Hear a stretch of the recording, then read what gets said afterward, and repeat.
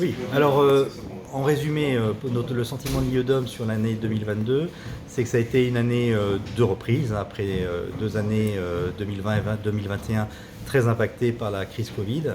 Donc l'année 2022 est une année donc, de reprise plutôt bonne, et notamment tirée par le secteur du tourisme, donc avec des bonnes reprises, hein, une des meilleures de l'outre-mer.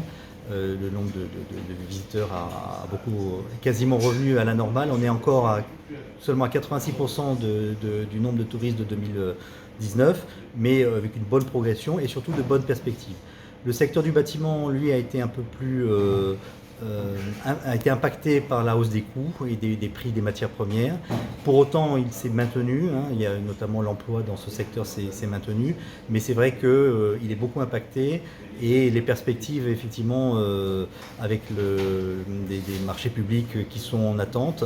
Donc voilà, donc il n'y a pas d'inquiétude, mais disons, c'est une reprise un peu plus compliquée pour ce secteur. Le secteur du commerce s'est maintenu. On a une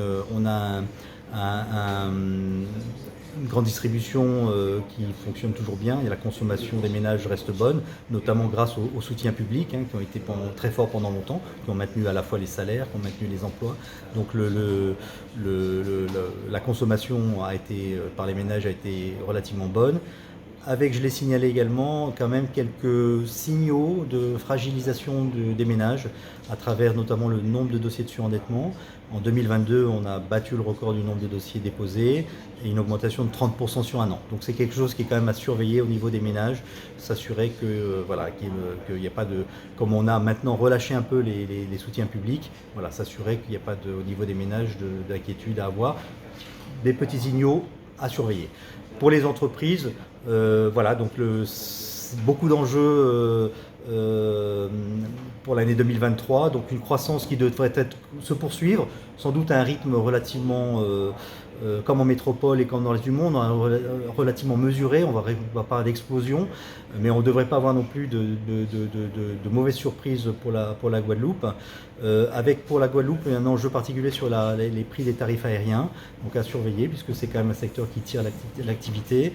Voir aussi le BTP, hein, si les prix continuent d'augmenter. D'autant plus que les chefs d'entreprise nous disent avoir été tous impactés par la hausse des prix.